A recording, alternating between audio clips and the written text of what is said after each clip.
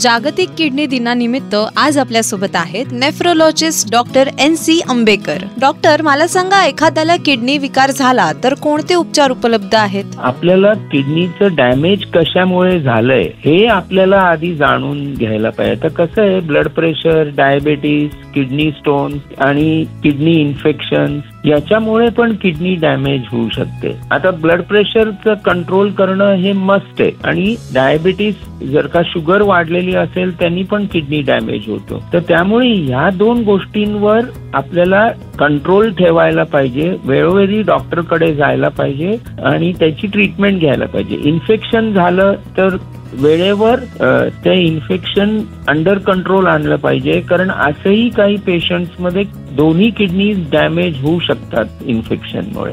Doctor, मीठ आणि प्रोटीनचे किडनीच्या आरोग्यावर काय परिणाम होतात? आता ऍक्च्युअली कसं आहे, काही आजार जेव्हा असतात त्याच्यात प्रोटीन इंटेक वाढवावा लागतो, म्हणजे नेफ्रॉटिक सिंड्रोम. आणि काही जे आजार आहेत त्याच्यामध्ये जिथे किडनी डॅमेज होतो तिथे आम्ही मीठ कमी घ्यायला सांगतो पेशंटला, कारण त्यांनी काय होतं, ब्लड प्रेशर वाढतं आणि पाण्याचं रिटेन्शन होतं, त्याच्यामुळे दम लागण्याची शक्यता जास्त असते. त्यामुळे सॉल्ट हे आपल्याला कंट्रोल करायला लागतं. डॉक्टर, किडनी निरोगी ठेवण्यासाठी कोणते जीवनशैलीचे सवयी अंगीकारायला हव्यात? ऍक्च्युली तसं बघितलं तर एक्सरसाइज करायला पाहिजे, शुगर आणि सॉल्ट वर कंट्रोल करायला पाहिजे.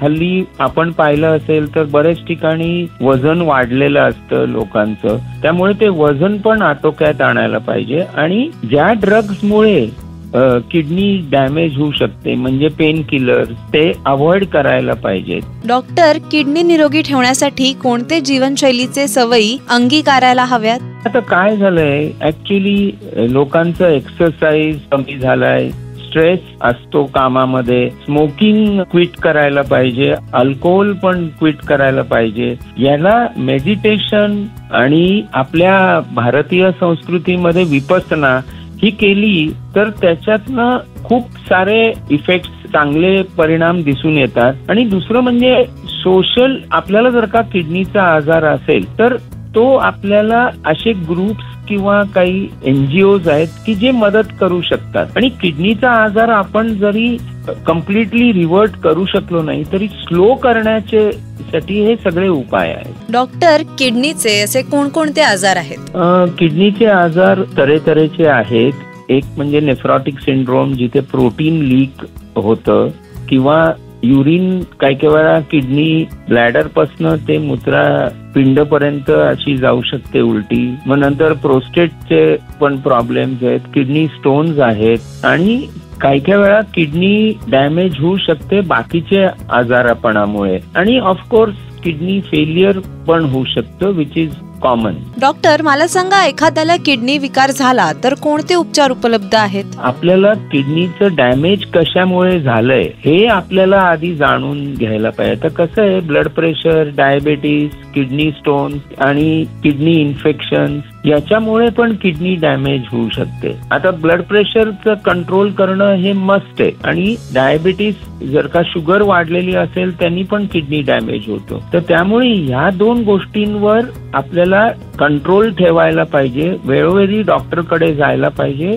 आणि त्याची ट्रीटमेंट घ्यायला पाहिजे. इन्फेक्शन झालं तर वेळेवर ते इन्फेक्शन अंडर कंट्रोल आणलं पाहिजे, कारण असंही काही पेशंट्स मध्ये दोन्ही किडनी डॅमेज होऊ शकतात इन्फेक्शनमुळे.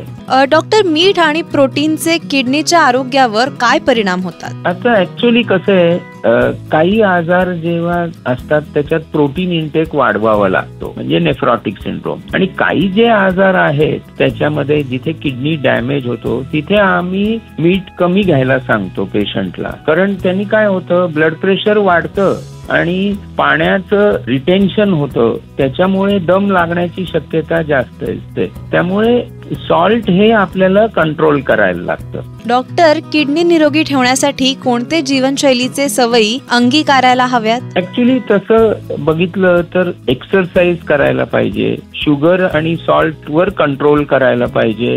हल्ली आपण पाहिलं असेल तर बऱ्याच ठिकाणी वजन वाढलेलं असतं लोकांचं, त्यामुळे ते वजन पण आटोक्यात आणायला पाहिजे. आणि ज्या ड्रग्समुळे किडनी डॅमेज होऊ शकते, म्हणजे पेन किलर ते अवॉइड करायला पाहिजेत. Share tips on the makers of Zevlon and Zevlon tea.